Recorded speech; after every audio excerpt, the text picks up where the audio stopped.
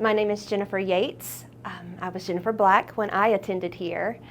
I can tell you that I have had a family member, whether it be distant or close, attending Walter Hill since the early 1930s, so my Walter Hill blood runs deep, and I am very proud of that. I started school here myself in the late 1970s. My dad attended here in the late 1930s. He would always tell the stories of the little one room schoolroom that he had to walk to through the snow, all those stories. So some of the things that he would say we would think were myths. And he would say that in Miss Azalee Moore's class, he jumped out the window one day and skipped school. And then when my older siblings attended here, she would not allow them to sit by the window in case he taught them that. So they weren't allowed to sit there, so we knew that wasn't a myth. My grandmother, my dad's mom, Miss Lola Black, worked in the cafeteria for years until she retired. As I said, my older siblings came here from the 1970s on, and it was a K through 12 then. They were on the homecoming court, yearbook staff, basketball team. So I had big shoes to fill when I came in as the little baby sister. And I don't know, I'm gonna tear up. My mom was a room mom, so she would come in and all the parties, and I remember her coming several years in that witch costume. That's when I started. Again, it was like one big square, and we had to walk onto this older porch, and when you walked in, then the cafeteria and the office were on your left-hand side, and you walked down a hall, and you could go by grades all the way down. Well, the bathroom was in the center, and they had these massive doors in the classrooms that seemed to go from floor to ceiling, and the old-timey doorknobs, and the hardwood floors, you had to learn where to step on them because they would creak. And as a wee one, and you had to walk in front of the big people's class, if you stepped on the wrong board, they all turned to look at you, and it was so embarrassing. And so that was a learning curve there, learning which board to step on. I think in my first grade year, when I had Miss Emily Baker, one of my favorite teachers ever,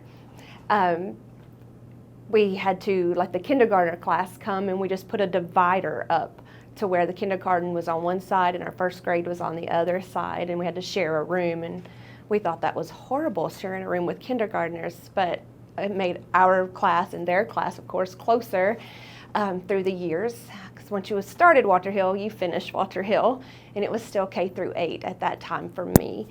I remember before school, I was going to get my hair cut, and there was a little girl standing on a porch.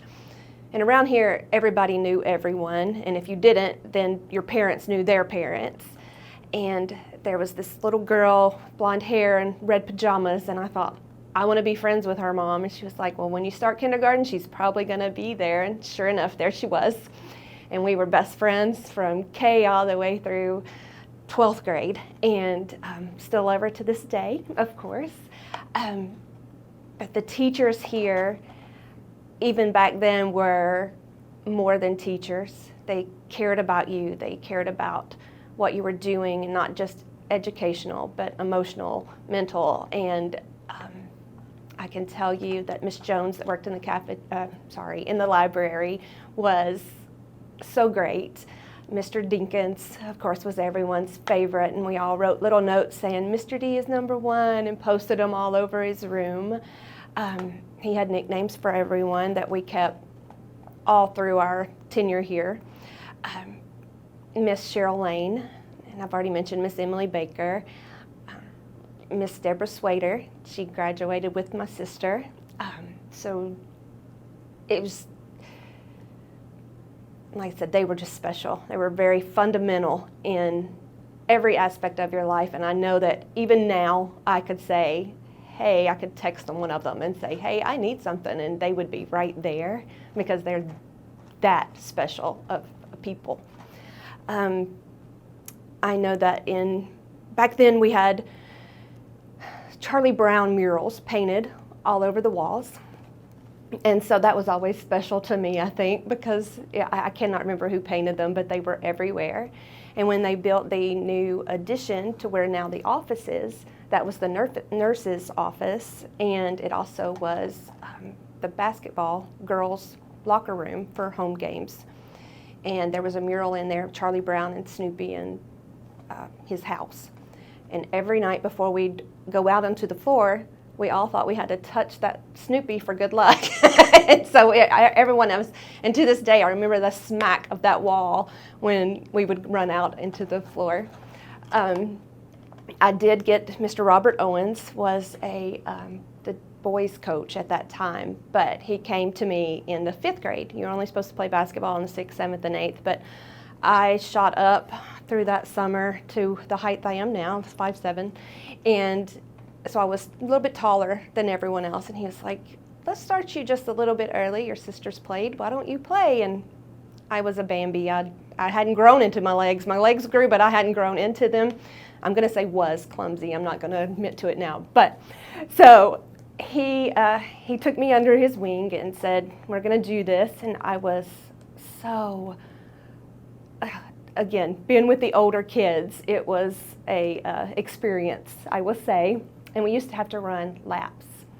And there was this rope wall in the gymnasium. And if we could run our laps, and then we had to climb that rope and touch the bar. And if you could do that, you didn't have to run anymore. You could sit down and make fun of everybody else that was still having to run. I never could do that because, again, I did not have the strength, anything, and I have always considered that a failure. And so when my kids would come to school, I'd see that bar and I'd just, I cannot believe I never did that. I would end up on the bleachers crying or sick, anything. And luckily, though, someone very quickly realized that we probably didn't need to be climbing that high on a rope. So it got taken down, and I never did get to achieve that goal. And it haunted me for years.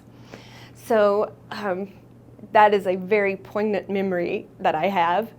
Like I said, when I believe we were the first 8th grade that got to go into the new addition to where the new cafeteria is. I remember that for a full year, of course. Then I remember when they tore down the old building and they allowed us, it was a sad day, everyone was crying. They allowed us before we got on the bus to go over and pick up a brick or a piece of the wall or anything that we wanted from the old building to keep as a souvenir. And so that was very special that we got to do that. In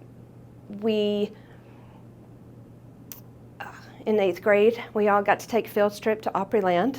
So that was a special memory of all of ours, is to getting to do that in the 8th grade, to go to the Opryland theme park for the day. Let's see.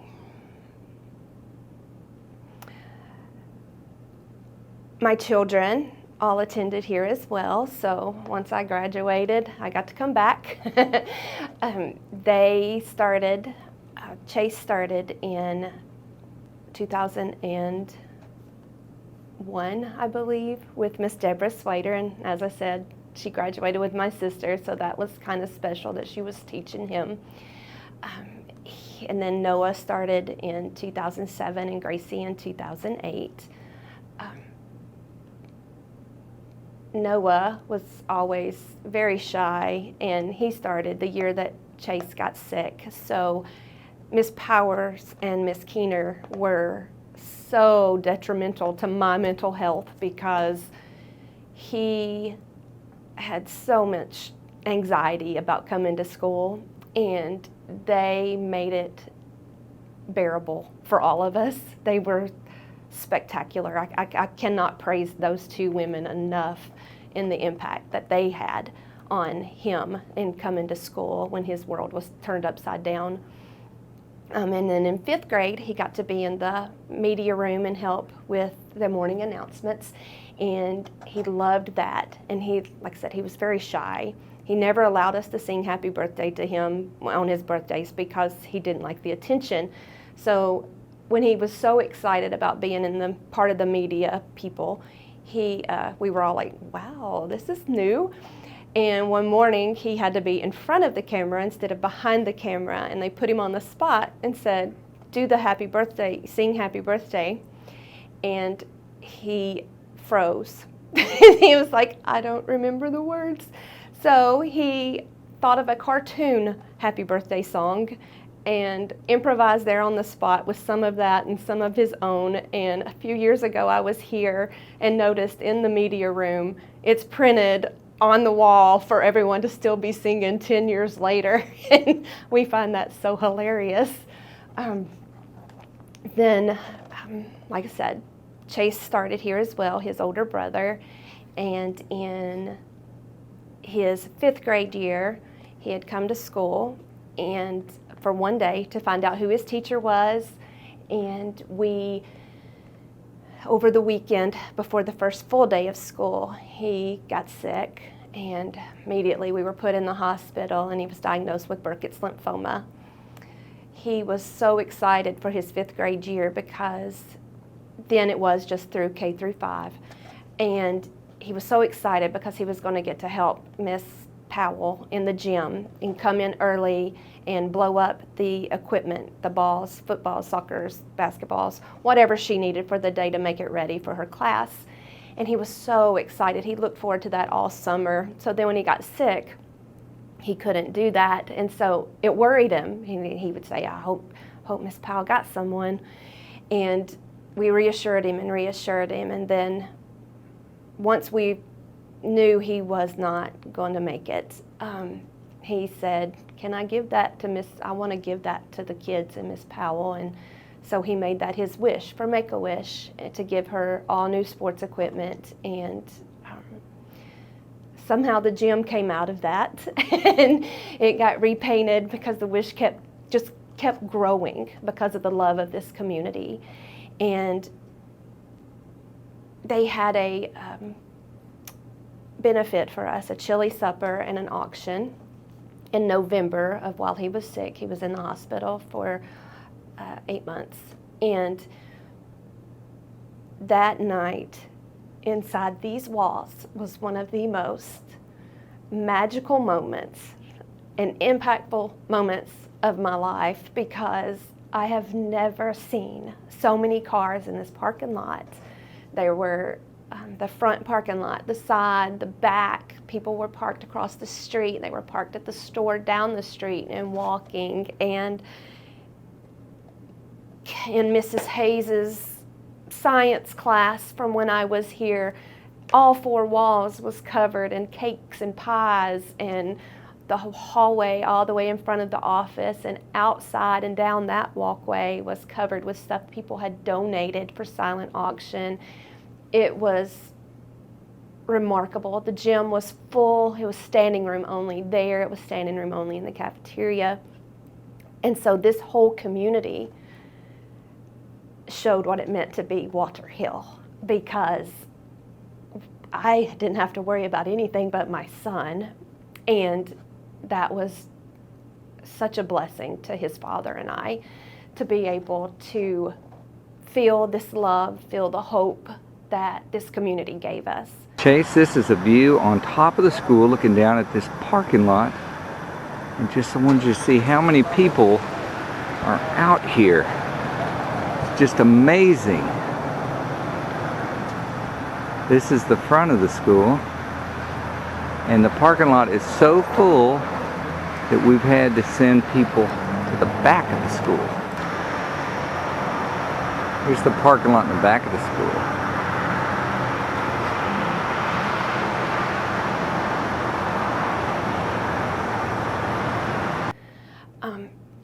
And then another moment from that same weekend, because it was one of the few weekends that we did get to come home, and Chase wanted to come to school and pick up Noah, and he wanted to see Mr. Campbell.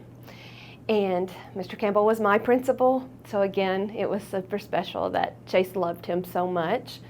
Chase used to say it was his favorite time when he would get to leave during the days, because Mr. Campbell would be standing outside in the hall, outside of the office, and he would stand with his legs spread, and he would let the kids throw their backpacks, and then take off running and slide under his legs, and then he would stand up and give them high fives before they left for the day. And so that was so meaningful to Chase because he thought that was so fun. And so he wanted to see Mr. Campbell, and he wanted to pick up Noah and see his 5th grade class. So we wheeled him in, and Mr. Campbell, of course, was like, sure, go on down there, see him, you know. So when we were going out of the hallway, he got on the intercom and said, hey, everybody, teachers, kids, get out of your classroom, line the halls. We got a very special guest. And he was like, just for a few moments, just stand up, and they're going to come through, going to have their own little parade. No touching, no anything, but there's somebody there. And no one knew who it was. He just said, we have a hero in the building. And these kids that had never met him, you know, kindergarten, 1st grade, those they lined up, and everybody was, you know, the little chatter was, who is it, who is it? And as soon as he came into view, from every hallway, it would be, it's Chase! And I mean, and it was like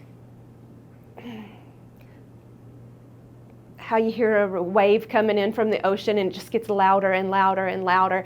And it was that, Chase, it's Chase. And then it just started, Chase, Chase, Chase. And me and his dad had tears just flowing. And it was so powerful. And he was so worried because here he was, frail, he couldn't walk, and his little bald head. And so he was worried about how his peers would see him. And then they held him up in the most magnificent way. And so we wheeled down to the 5th grade hallway, and those kids were so excited, and the chant was still going. And then when it quietened down, they just surrounded him with their arms around each other in a little circle and said, can we pray?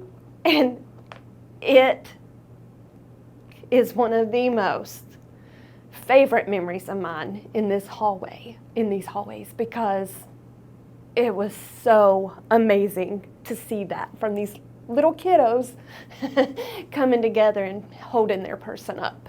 And I will never, ever forget that moment or the feeling that it gave me. So, back to the gym and that bar. If someone had come and said, hey, you little 12-year-old girl who's sitting here crying on the bleachers, one day this gym and that bar is going to be reached and touched with the greatest part of you, I would have never believed it. And I always had pride of coming to Walter Hill, but of course now my pride is through the roof. And I am